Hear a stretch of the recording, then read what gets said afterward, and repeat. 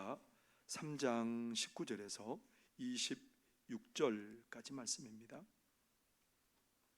구약성경 1146쪽입니다. 예레미야애가 3장 19절에서 26절까지 말씀입니다. 앞에 있는 화면을 보셔도 되겠습니다. 예레미야애가 3장 19절에서 26절까지 말씀입니다. 이제 제가 하나님의 말씀을 봉독하겠습니다. 하나님의 말씀을 경청하시기 바랍니다. 내 고초와 재난 곧 쑥과 담즙을 기억하소서. 내 마음이 그것을 기억하고 내가 낙심이 되오나 이것을 내가 내 마음에 담아두었더니 그것이 오히려 나의 소망이 되었사옴은 여호와의 인자와 국률이 무궁하심으로 우리가 진멸되지 아니함이니이다. 이것들이 아침마다 새로우니 주의 성실하심이 크시도소이다. 내 심령이 이르기를 여호와는 나의 기업이시니 그러므로 내가 그를 바라리라 하도다. 기다리는 자들에게나 구하는 영혼들에게 여호와는 선하시도다. 사람이 여호와의 구원을 바라고 잠잠히 기다림이 좋도다. 아멘. 이는 하나님의 말씀입니다. 잠깐 기도하겠습니다. 사랑하는 우리 아버지 하나님, 우리를 여전히 기다리고 계시고 우리를 품에 안으시고 업고 안고 가시는 우리 하나님, 함께 하신 우리 하나님 때문에 저희들이 다시 한번 구원의 기쁨을 새롭게 합니다.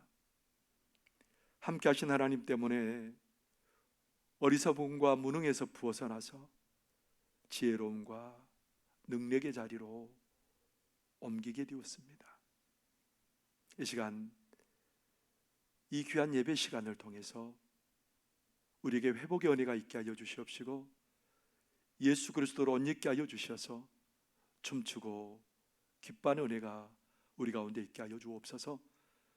예배한 우리 가정과 처소를 하나님의 은혜로 채워주시고 물된 동산 같게 하여 주시옵시고 샘 곁에 심겨진 나무와 같이 하나님 늘 열매가 가득하고 하나님 생명력 가득한 그런 가정과 처소가 될 수 있도록 은혜 베풀어 주옵소서. 예배하신 은혜로 우리들 가운데 내려주시고 그 은혜로 오늘도 치료해 볼 경험하는 복된 시간 되도록 도와주옵소서. 예수님 이름으로 기도하옵나이다. 아멘. 오늘 가정에서 또 우리가 처한 처소에서 예배를 드리는데 하나님의 기쁨과 평강이 가득하게 되기를 바랍니다.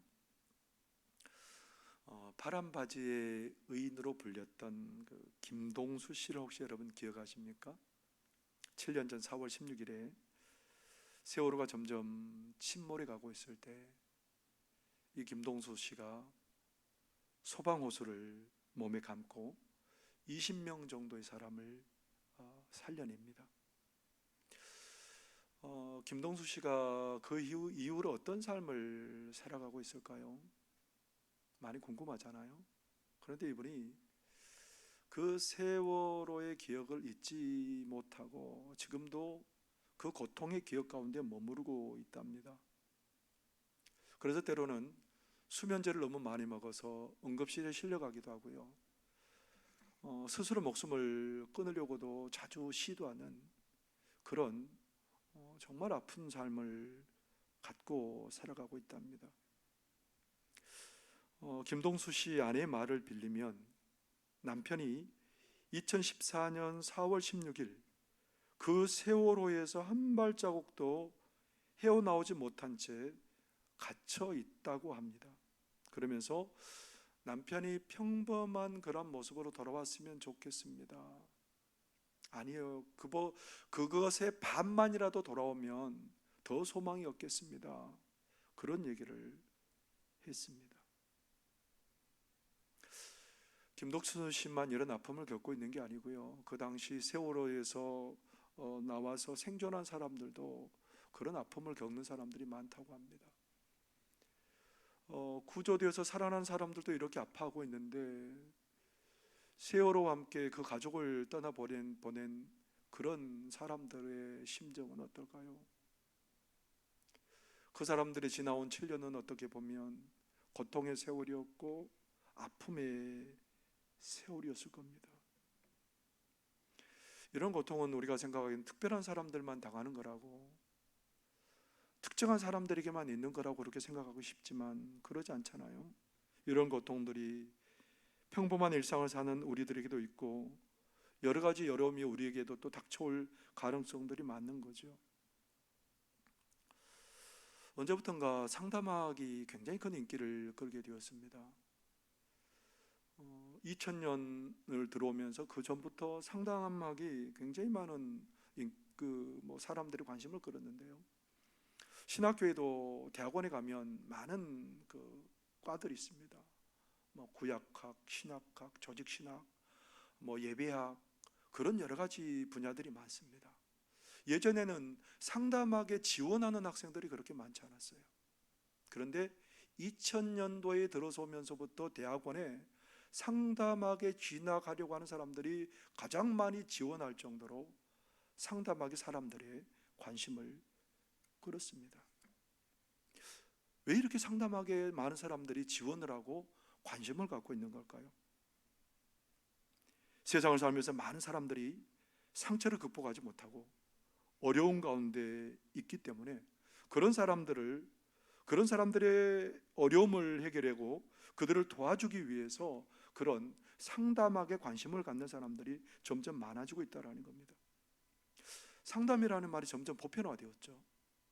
그래서 우리가 인생의 문제를 만날 때마다 가정에서, 또 자녀들에게, 직장에서, 사람과의 관계 속에서 문제를 만날 때마다 사람들에게 하는 말이 뭐예요? 상담을 한번 받아보라는 얘기예요. 상담을 받아봐야 된다는 얘기가 너무 보편화되고 일상화되었다는 거예요. 그만큼 우리의 삶에 다가오는 많은 상처들과 고난과 어려움들이 우리 삶에 있다는 겁니다.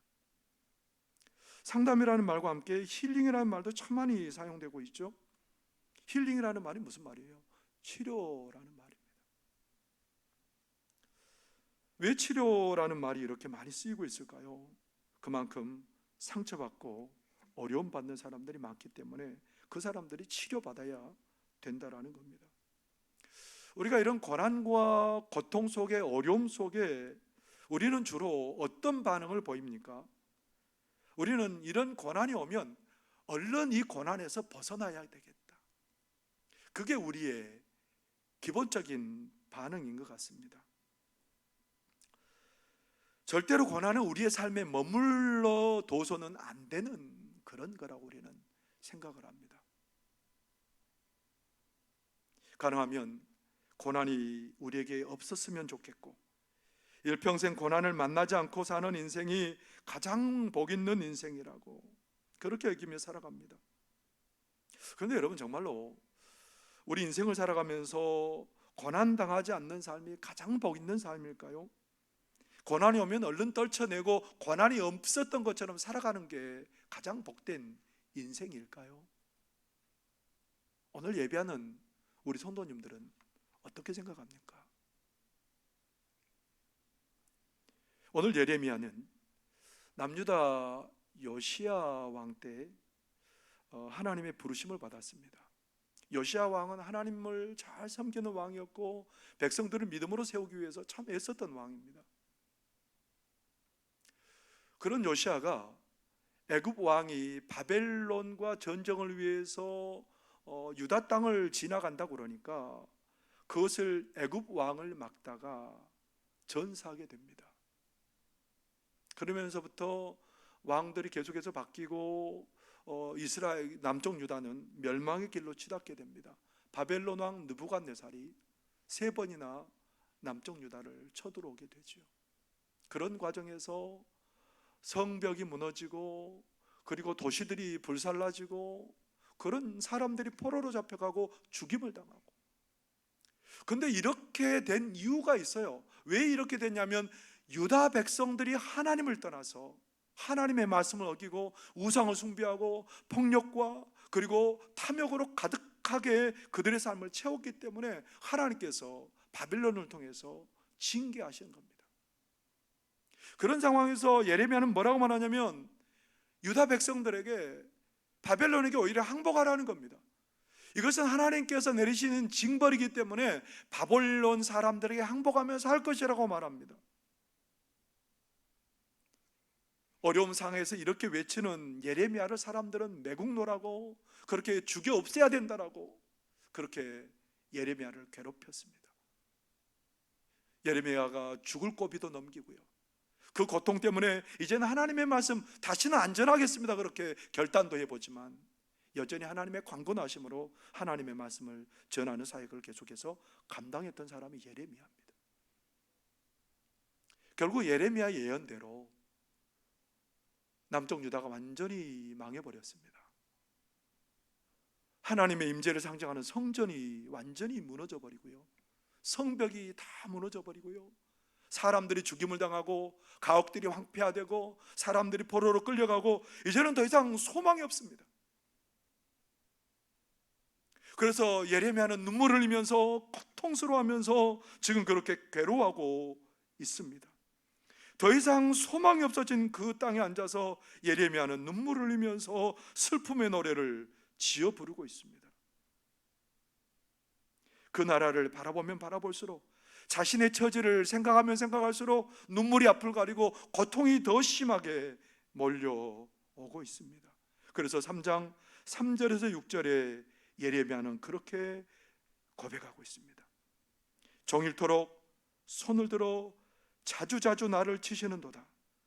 나의 살과 가죽을 쇠하게 하시며 나의 뼈들을 꺾으셨고 고통과 수고를 쌓아 나를 애우셨으며 나를 어둠 속에서 살게 하시기를 죽은 지 오랜 자 같게 하셨도다. 예레미야의 상황은 지금 죽는 것이 낫겠습니다라고 고백할 수밖에 없을 만큼 고통에 사로잡혀 있습니다. 오늘 저녁에 잠들면 내일 눈을 뜨지 않았으면 정말 좋겠다라고 그런 바람이 가득한 마음으로 잠자리에 드는 그런 상황입니다. 얼마나 고통이 큰지, 그 고통이 뼈를 깎는 것 같은 고통이라고 말합니다. 마치 하나님이 자신을 관역으로 생각하고 화살로 허리를 꿰뚫어 맞추는 것 같은 고통이 예레미야에게 임하고 있다라고 말합니다. 그 고통이 예레미야뿐만 아니라 유다 백성들에게 임하여 있습니다. 어떤 상황에서도 여기에서 좀 벗어나고 싶고 이 고통에서 헤어나고 싶은 게 예레미야와 유다 백성들의 그러한 모습이지 않겠습니까? 여러분, 고난은 멀리 있는 게 아닌 것 같습니다. 우리 가까이에도 있는 것 같습니다. 마치 요즘의 삶을 표현하라고 하면 쥐레밭을 걷는 것 같은 그런 느낌입니다. 코로나19가 발생했지만 우리 익산에는 한꺼번에 많은 확진자들이 생기지 않았습니다. 그래서 두세 명의 확진자만 생겨도 우리는 굉장히 많이 예민해져 있었고 신경을 곤두세우고 있었습니다. 그런데 최근에 많은 확진자들이 생기게 되었고 이제 지난주에는 우리 지역에 있는 오산농협에도 확진자가 생기게 되었습니다. 그래서 이번 주는 우리가 교회에서 예배를 드리지 못하고 가정에서 예배를 드리는 상황이 되었습니다.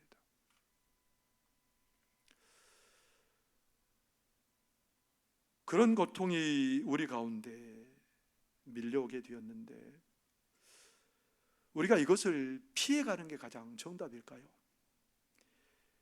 이와 다른 고난과 고통이 우리에게 왔을 때도 이 고통에서 우리가 피해가고 얼른 이것을 벗어나는 게 가장 정답일까요? 그런데 예레미야는 이런 상황에서 하나님 앞으로 달려가고 있습니다. 21절의 말씀입니다. 이것을 내가 내 마음에 담아두었더니 그것이 오히려 나의 소망이 되었사오면. 예레미야의 고통이 너무너무 큽니다. 마치 쑥과 담즙을 먹고 있고 그것을 맛보는 것 같은 그 고통이 예레미야에게 지금 임하고 있는 거예요. 얼른 벗어나고 싶지 않겠습니까? 근데 예레미야가 그 고통의 상황을 마음에 두고 그 고통의 상황을 심중에 기억하고 마음에 담고 하나님 앞에 나아가고 있습니다. 왜 예레미야가 그 고통을 담고 하나님 앞에 나아가고 있는 걸까요? 하나님께서는 그 고통을 하나님께서 귀하게 쓰이는 재료로 사용하실 수 있기 때문에 그렇습니다. 제가 어렸을 때 우리 고향에는 버거들이 많이 잡혔습니다. 동네 어르신들은 지게에 버거를 가득하게 지고 집으로 와서 그 버거를 배를 갈라서 내장을 이렇게 드러내고, 그리고 그 알을 꺼내서 가정마다 빨랫줄에 그 버거 알을 그렇게 널어두기도 했습니다. 제 친구의 고모가 목욕이 났는데 그것을 고치기 위해서 버거 알을 먹었답니다. 그런데 그 독성 때문에 그 고모가 목숨을 잃고 말았습니다. 버거는 독성이 있어서 그것을 잘 손질하지 않으면 사람을 죽일 수도 있습니다. 근데 버거를 덕 있는 버거이지만 이 버거를 잘 손질하면 최고급 요리가 됩니다. 이 버거를 잘 손질하면은요, 가장 최상의 횟감이 될 수가 있고요, 이 버거를 말려서 그것을 쪄먹으면 어떤 생선보다 비교할 수 없는 맛을 사람에게 선사하기도 합니다. 맑은 탕을 내어서 먹으면 그런 버거 요리가 참 맛있습니다. 뿐만 아니라 버거는 사람들의 독을 해독하는 그런 작용도 할 수 있다고 그렇게 말합니다.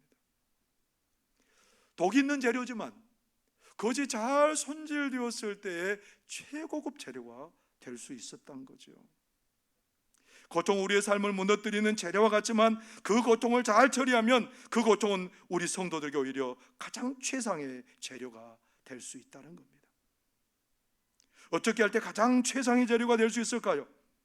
그 고통을 가지고 하나님 앞에 나아가 하나님께 그 고통을 맡겨드릴 때에 하나님께서는 그 고통을 우리 성도들에게 가장 좋은 재료로 만들어 주신다라는 겁니다.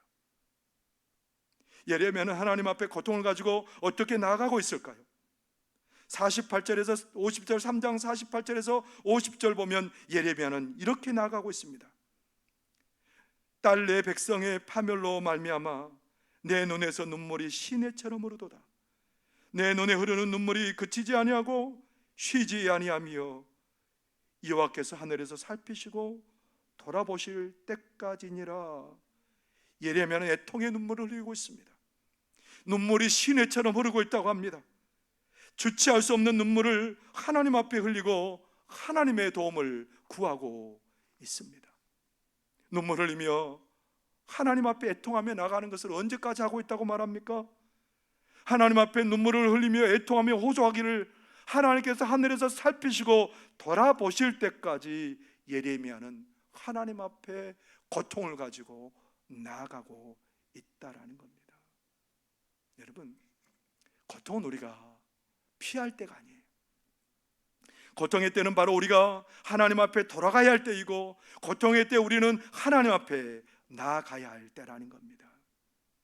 우리의 눈물을 보시고 우리의 눈물에 응답하실 그 하나님을 바라보면서 응답할 때까지 하나님 앞에 나아가라고 합니다. 이사야 선지자는 뭐라고 그렇게 외치고 있습니까? 이사야 55장 6절 7절에 이렇게 말씀합니다.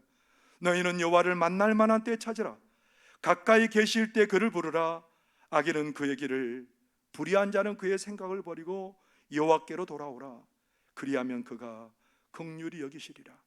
우리 하나님께로 돌아오라. 그가 너그럽게 용서하시리라.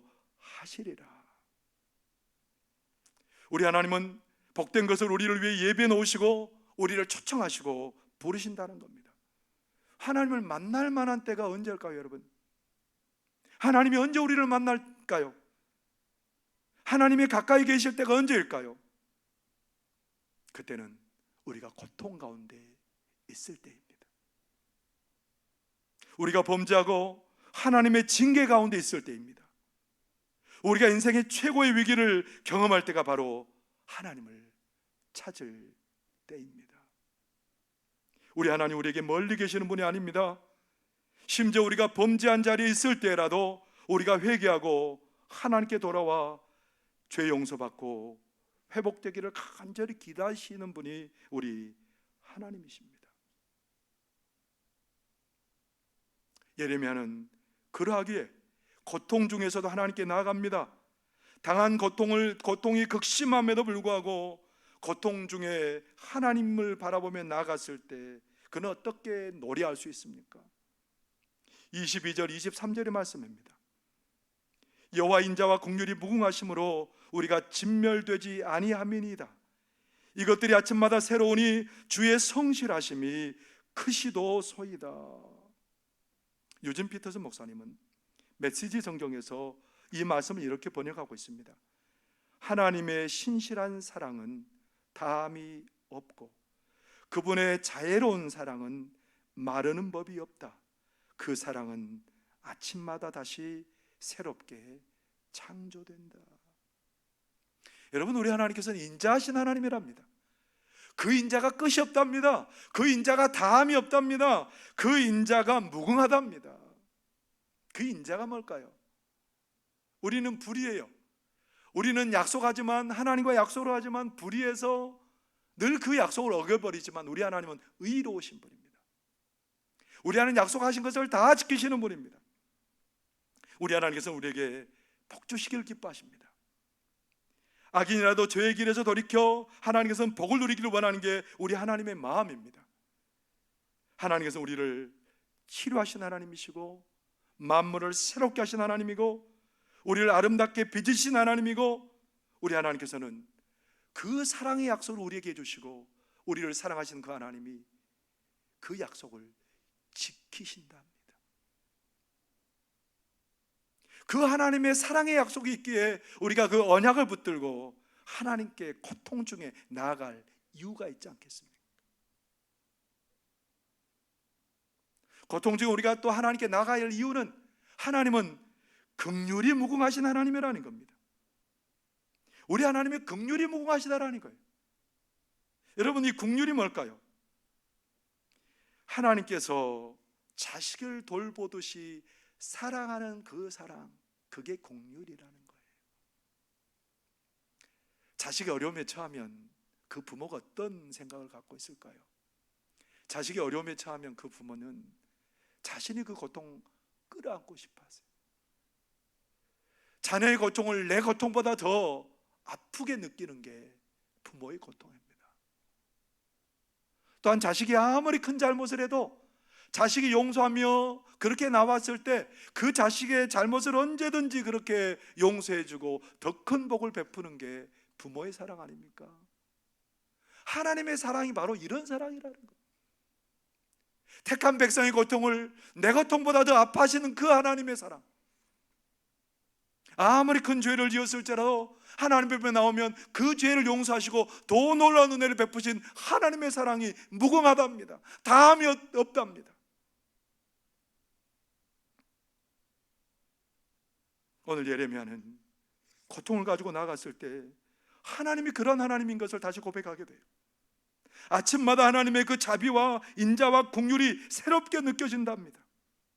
이 사랑이, 이 하나님의 인자와 긍휼이 예레미야로 하여금 살게 하고 예레미야로 하여금 고통 중에도 하나님을 바라보고 노래하도록 그렇게 역사하고 있습니다. 하나님은 하나님을 기다리고 구하는 백성들에게 선하신 하나님입니다. 가장 좋은 것들로 응답해 주신 하나님이십니다. 그러기에 우리는 고통을 피해가야 할 것이 아니에요. 오히려 고통의 때에 하나님께 돌아가야 됩니다. 오히려 고통의 때에 하나님께 나아가야 합니다. 고통은 없애려고 그런 게 아니고 그 고통을 재료 삼아 하나님께 나아가고 하나님께 돌아가고 더 믿음을 깊이 할 그러한 기회인 줄 믿습니다. 왜냐하면 우리 하나님은 우리에게 좋은 아버지이기 때문에 그렇습니다. 마태복음 7장 9절에서 10절에 예수님이 이렇게 말씀하고 계십니다. 너희 중에 누가 아들이 떡을 달라는데 돌을 주며 생선을 달라는데 뱀을 줄 사람이 있겠느냐? 너희가 악한 자라도 좋은 것으로 자식에게 줄 줄 알거든 하물며 하늘에 계신 너희 아버지께서 구하는 자에게 좋은 것으로 주시지 않겠느냐. 세상에 악한 아버지도 자녀들에게는 좋은 것 준답니다.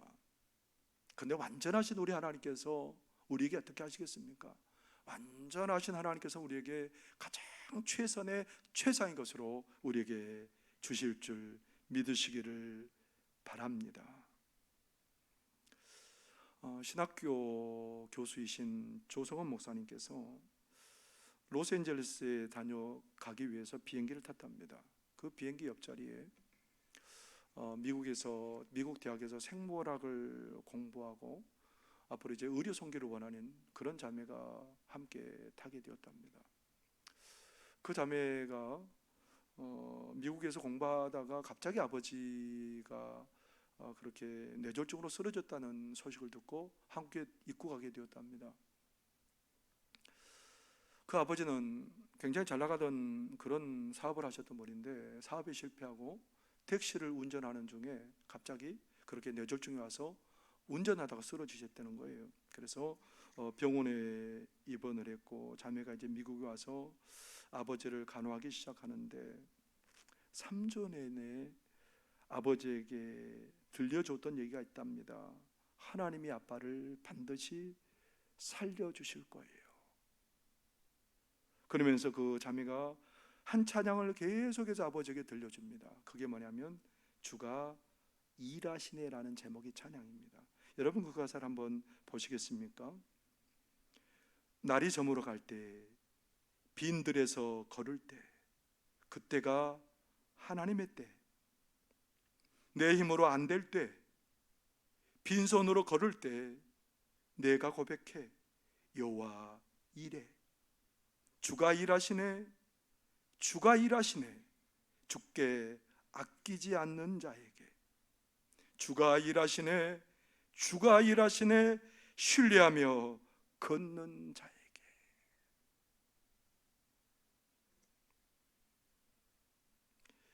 고난 중에 하나님을 찬양하며 나아가는 자매의 간절한 마음을 우리 하나님께서 받으셨습니다.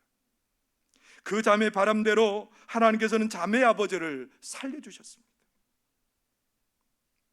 이 자매가 고통 속에서 하나님께 달려나갔을 때 우리 하나님께서는 그 자매에게 하나님이 어떠하신 분임을 나타내 보여주셨습니다.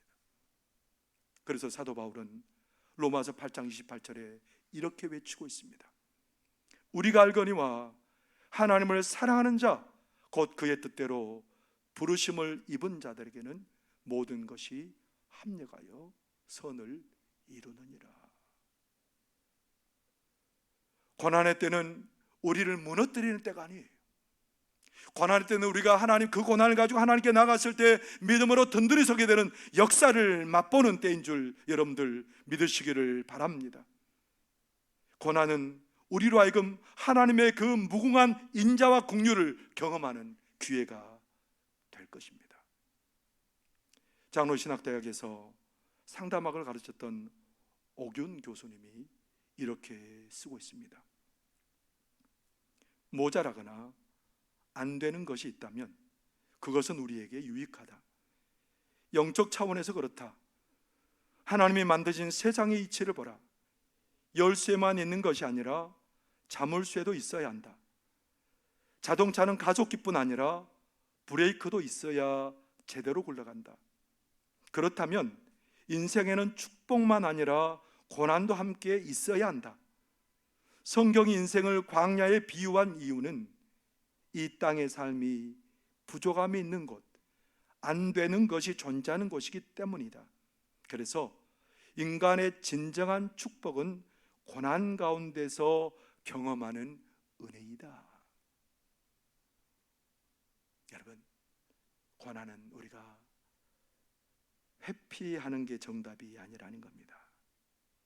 고난의 때에 우리 하나님의 인자와 긍휼을 믿고 그 하나님께 돌아가는 때가 고난의 때입니다. 그 하나님께 믿음으로 나가는 때가 고난의 때입니다. 그럴 때 우리는 하나님의 깊은 은혜를 맛보게 될 것이고 하나님의 은혜 바다에서 자유롭게 헤엄치는 역사를 경험할 줄 믿습니다. 고통의 때, 고난의 때는 피해야 될 때가 아니고 하나님께 돌아가야 할 때이고 하나님께 나아가야 할 때입니다. 기도하겠습니다. 사랑하신 하나님 아버지, 고난의 때에 하나님께 나아갔던 예레미야처럼 고난의 때 저들이 피하는 것이 상책이 아니고 그 고난을 안고 하나님께 나아갈 때에 가장 좋은 재료로 사용하실 줄 믿습니다. 그 재료를 가지고 우리 하나님 우리의 인생을 풍성하게 만들 줄 믿습니다. 복되게 만들 줄 믿습니다. 은혜와 찬양으로 채우실 줄 믿습니다. 고난의 때에 하나님께 돌아가게 하여 주시고 고난의 때에 하나님 앞에 믿음으로 나아가는 우리들 되도록 도와 주옵소서. 예수님 이름으로 기도하옵나이다. 아멘.